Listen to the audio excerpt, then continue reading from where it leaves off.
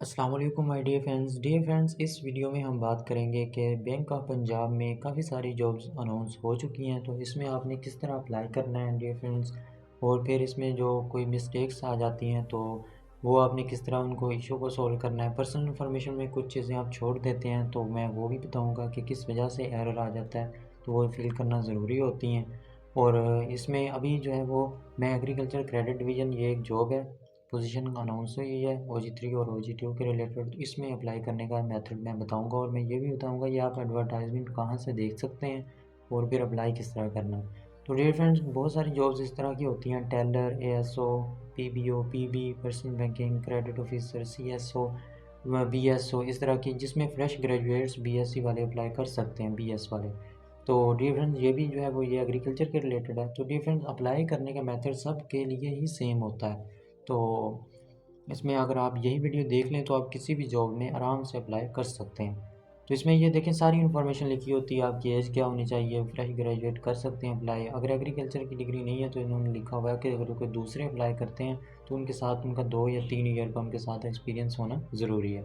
नीचे ये लिखा हुआ है कि इनमें आपको बेनिफिट क्या दिए जाएंगे। परमानेंट पोजीशन होगी ये डिफरेंस, एनुअल जो है वो अलाउंस भी होंगे, फिक्स्ड फेस्टिवल बोनसेस भी होंगे, हेल्थ मेडिकल फैसिलिटी भी होगी, डिफाइंड कैरियर पैथ भी होगा। इसमें लास्ट डेट भी लिखी हुई है अप्लाई करने का, बताया गया है कि फ़ीमेल भी अप्लाई कर सकती हैं। और इसके बाद जो है वो आप अप्लाई कर देंगे, फिर 1 या 1.5 महीने बाद इसका टेस्ट होगा। टेस्ट में जो क्वेश्चन पूछे जाते हैं, मैंने वो वीडियो पहले से ही शेयर की हुई है, मैं उसका लिंक डिस्क्रिप्शन में दे दूँगा। तो उसके बाद ये टेस्ट होता है, वो आप टेस्ट अटेम्प्ट करें, उसके बाद जो है वो फिर इंटरव्यू की कॉल आती है। तो डिफरेंस इसकी में अप्लाई करने की डेट जो है ना वो 1 अप्रैल है। तो हर जॉब की जो है वो डेट एक्सटेंड हो भी जाती है, और हर टेस्ट जो पोजीशन होती है उसकी जॉब की डेट मुख्तलिफ होती है। वो आप एडवर्टाइजमेंट ओपन करें, वहीं से देख सकते हैं कि इसकी क्या डेट है। ये देखें डियर फ्रेंड, मैंने कैरियर वाली जो है ना, ये वेबसाइट का लिंक मैं डिस्क्रिप्शन में दे दूँगा। इसमें काफ़ी सारी जॉब्स ये देखिए इधर शो हो रही हैं, और इनके आगे मल्टीपल सिटीज़ भी लिखे हुए हैं कि किस सिटी में ये जॉब्स, और इसके आगे लिखा हुआ है कि इस पोजीशन का नेम क्या है और लास्ट डेट क्या है, और अप्लाई नो पे लिखा हुआ है। तो आपने अप्लाई नो पे क्लिक करेंगे तो एप्लीकेशन स्टार्ट हो जाएगी। और अगर ये स्टार्टिंग पे ये जॉब की पोजीशन की जो RM, SRM, एग्री, इस पे अगर क्लिक करेंगे तो ये देखिए एडवर्टाइजमेंट जो मैंने पहले सबसे पहले ओपन की हुई थी वो आप देख सकते हैं। तो इसे आपने ओपन कर लेना है। उसके बाद अपनी पर्सनल इन्फॉर्मेशन, डिफरेंस वीडियो को कंप्लीट देखें, क्योंकि आपका काफ़ी जो है पर्सनल इन्फॉर्मेशन या इस तरह एरर आ जाता है तो अप्लाई नहीं हो पाता। तो उसका मैं मुकम्मल डिटेल बताऊंगा कि पर्सनल इन्फॉर्मेशन में आप क्या मिस्टेक करते हैं जिसकी वजह से एरर आता है। नेम में आपने नेम लिखना है डियर फ्रेंड्स, इसमें कोई भी स्लैश या इस तरह कोई चीज़ यूज़ नहीं करनी। उसके बाद डियर फ्रेंड्स आपने CNIC अपना लिखना है। उसके बाद आपने CNC में डेट, ये जो डैशेज़ हैं ये डालनी हैं, जो 2 डैशेज़ होती हैं। उसके बाद अपने फादर सेलेक्ट कर लेना है, अगर आपका फादर है या गार्डियन है या हस्बैंड है। तो उसके बाद आपने अपनी डेट ऑफ बर्थ है ओरिजिनल देनी है। उसके बाद आपने फादर का नेम लिखना है। फादर का नेम लिखने के बाद एड्रेस में डियर फ्रेंड्स आपने एड्रेस लिख देना है। एड्रेस में आपने ये ख़ास ख्याल रखना है कि स्ट्रीट नंबर 55 या इस तरह लिख के, तो हाउस नंबर, और फिर आपने डिस्ट्रिक्ट और तहसील भी लिखनी है। नेक्स्ट आपने डिस्ट्रिक्ट लिखना है कि जिसमें आप जो रह रहे हैं, अगर वो पोस्टल एड्रेस वगैरह सेंड करते हैं। फिर प्रेजेंट एड्रेस लिखना है, अगर सेम है तो आप वही वाला कॉपी करके नीचे लिख दें, और उसका फिर डिस्ट्रिक्ट और सिटी लिखें। प्रेजेंट वाला आपने एड्रेस अच्छे से लिखना है, क्योंकि वो अगर कोई चीज़ पोस्ट करते हैं तो आपके एड्रेस पे पहुंच सके। उसके बाद आपने प्रेफर टेस्टिंग सेंटर सेलेक्ट करना है। तो डिफरेंट टेस्टिंग सेंटर जो है ना वो सिलेक्ट आप जो मर्ज़ी कर लें, लेकिन ऑनलाइन ही टेस्ट होता है। उसके बाद आपने अपना डोमिसाइल सेलेक्ट करना है। डोमिसाइल अगर आपका जो डिस्ट्रिक्ट है वो सिलेक्ट कर लें। उसके बाद डियर फ्रेंड्स आपने ख्याल रखना है कि जो ये इसमें ये बताया गया कि A to Z ये लेटर इस्तेमाल कर सकते हैं, कैपिटल लेटर इस्तेमाल कर सकते हैं, और नीचे बताया गया कि ये ब्रैकेट आप इस्तेमाल नहीं कर सकते। तो इसमें आपने ना छोटी ब्रैकेट नहीं इस्तेमाल करनी, बल्कि जो बड़ी ब्रैकेट होती है वो आप इस्तेमाल इसमें कर सकते हैं। जब डिफरेंस आप पर्सनल इन्फॉर्मेशन एंटर कर लेंगे, उसके बाद आपने एकेडमिक क्वालिफ़िकेशन ऐड करनी है। एकेडमिक क्वालिफ़िकेशन में आपने सबसे पहले अपनी हाईएस्ट डिग्री लिखनी है।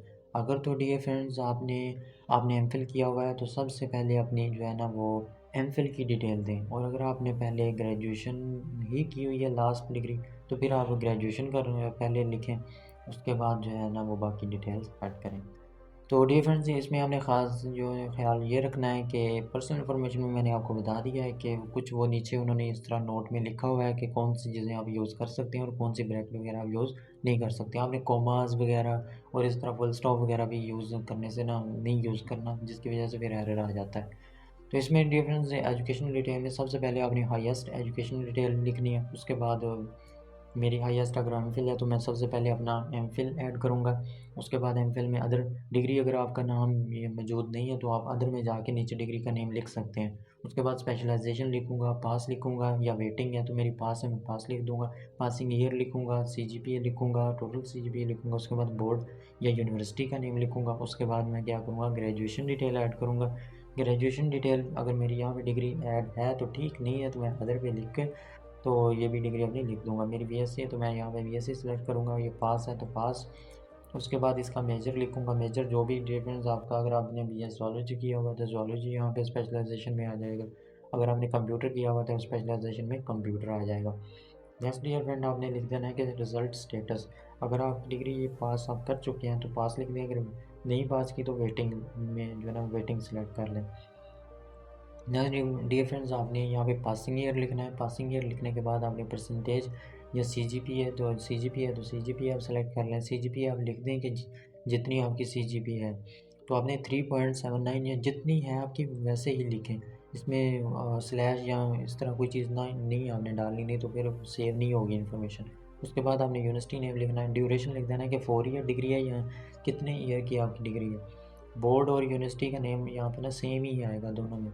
उसके बाद आपने बोर्ड में यहाँ पे अब आपने इंटरमीडिएट की डिटेल ऐड करनी है। इंटरमीडिएट की डिटेल ऐड करने के बाद साइंस मैट्रिक या जो साइंस लिख देना है या आर्ट्स जो भी है आपकी, पास आगे ईयर लिखना है, आगे परसेंटेज और परसेंटेज आपने लिख देनी है। तो डियर फ्रेंड ऐसे परसेंटेज आपने लिख देनी है। इसमें आपने परसेंट वाला जो है ना वो सिंबल नहीं ऐड करना, नहीं तो फिर इन्फॉर्मेशन आपकी सेव नहीं होगी। डियर फ्रेंड मैंने मैट्रिक इंटरमीडिएट ये सारी सेव कर ली। अब मैंने पर्सन ये देखें, पर्सनल इन्फॉर्मेशन होगी, एकेडमिक क्वालिफिकेशन होगी। अब पर्सनल क्वालिफिकेशन मैं ऐड करने वाला हूँ। पर्सनल क्वालिफिकेशन में आपने डिफरेंट जो है ना वो प्रोफेशनल क्वालिफिकेशन में जो जॉब की है मैंने बस उसी के बारे में एक लाइन में लिख दिया बस। नेक्स्ट है एक्सपीरियंस। एक्सपीरियंस में आपने जो जहाँ जहाँ पे कोई जॉब्स वगैरह की हुई हैं तो जो आपके पास जॉब्स का एक्सपीरियंस है वो आपने जॉब्स यहाँ पे ऐड कर देनी है। इसमें आपने नेचर ऑफ एक्सपीरियंस में लिखना है कि नॉन बैंकिंग, अगर बैंकिंग में किसी बैंक में जॉब की है तो बैंक कर लें। अगर आपने नॉन बैंकिंग या बैंक के अलावा किसी में जॉब की है तो यहाँ पे आपने नॉन बैंकिंग कर लेना। जैसे ही आप ये ऐड करेंगे डिफरेंस लिख के ऐड वाले बटन पे क्लिक करेंगे तो ऐड हो जाएगी। फिर आपने नेक्स्ट इन्फॉर्मेशन लिखनी है। अगर आपने कोई और भी जॉब एक्सपीरियंस है फिर ऐड पे करेंगे तो ये भी नीचे लिस्ट बनती जाएगी। नेक्स्ट डिफरेंट आपने रिलेशनशिप पे आ जाना है। जैसे आपकी ये डिटेल इस तरह कंप्लीट होती जाएंगी तो आगे आगे आपने क्लिक करके ये सारी डिटेल कंप्लीट करनी है। मैंने पहले पर्सनल की, फिर एकेडमिक, फिर प्रोफेशनल, फिर एक्सपीरियंस, फिर रिलेशनशिप। रिलेशनशिप में पूछ रहे हैं कि आपका कोई बैंक ऑफ पंजाब में रिलेटिव काम करता है या आप पहले कर चुके हैं तो ये नो नो आएगा। अगर आपने पहले काम किया है या आपका रिलेटिव कोई है तो आप यहाँ पे लिख सकते हैं कि are you already an employee of the Bank of Punjab, तो no. If there is any relative you working in the, अगर आपका कोई रिलेटिव बैंक ऑफ पंजाब में काम कर रहा है तो आपने फर्स्ट में यस सेलेक्ट कर लेना। उसके बाद आप डियर फ्रेंड यहाँ से नेक्स्ट करेंगे। जैसे ही नेक्स्ट करेंगे तो आपका डाटा सेव होता जाएगा। हर स्टेप में आपने इसी तरह करना है। ये पहला जो है ना वो आपने इंटर करेंगे, उसके बाद नेक्स्ट करिएगा। नेक्स्ट करेंगे तो आपका डाटा सेव होता जाएगा साथ साथ। तो ये डिफरेंस ये भी हो गया सेव। उसके बाद हम क्या करेंगे, लास्ट जो इसमें ऑप्शन है वो है रिज्यूमे का। रिज्यूमे में अब हम जाएंगे और अपनी जो है ना वो आपने सीवी ऐड करनी है। तो रिज्यूमे में आपने ये इस तरह करना है कि आपने सीवी पीडीएफ फॉर्मेट में यहाँ पे अपलोड करनी है। और ये आपने अभी ये देखिए मैंने लास्ट ये देखें एक एक करके मैंने सारे ऑप्शन जो है ना वो क्लियर कर लिए हैं। अब मैं रिज्यूमे पे आ गया हूँ। यहाँ पे मैं चूज़ फाइल करूँगा। चूज़ फाइल करके अपनी सीवी ऐड कर ली। ये देखिए मैंने चूज़ फाइल किया और अपनी सीवी जिस मेरे बॉक्स में पड़ी हुई थी तो मैंने वहाँ से यहाँ पे अपलोड कर दी। जैसे ही आप सेलेक्ट कर लेंगे सीवी तो फिर आपने अपलोड के ऑप्शन पे भी क्लिक करना है। जैसे ही क्लिक करेंगे तो ये देखें इधर शो होने लग गई है कि अपलोड हो गई है। अगर आप अपलोड पे नहीं क्लिक करेंगे तो ये अपलोड नहीं होगी। जैसे डी फ्रेंड आप अपलोड पे करेंगे तो ये अपलोड हो जाएगी। और उसके बाद ये देखें सबमिट का ऑप्शन आ रहा है। जैसे पहले नेक्स्ट नेक्स्ट आ रहा था, अब सबमिट का ऑप्शन ये देखें डी फ्रेंड इसमें please inter mandatory information in personal information, ये एरर आ गया। तो अब मैं पर्सनल इन्फॉर्मेशन में जाऊँगा तो ये देखिए मुझे पता चल गया मेरी डेट ऑफ बर्थ जो है ना ये रेड का वो ऑप्शन बना देंगे तो ऐसे आपको पता चल जाएगा कि मेरा किस में इशू है। तो इसमें जो मेरी डेट ऑफ बर्थ में था, मैंने डेट ऑफ बर्थ की, तो अब ये देखें, थैंक यू फॉर अप्लाई। एक इसमें एक और इशू था, मैं वो भी आपको बता देता हूँ इसमें और क्या इशू था। तो ये डिफरेंस, अल्लाह हाफिज़।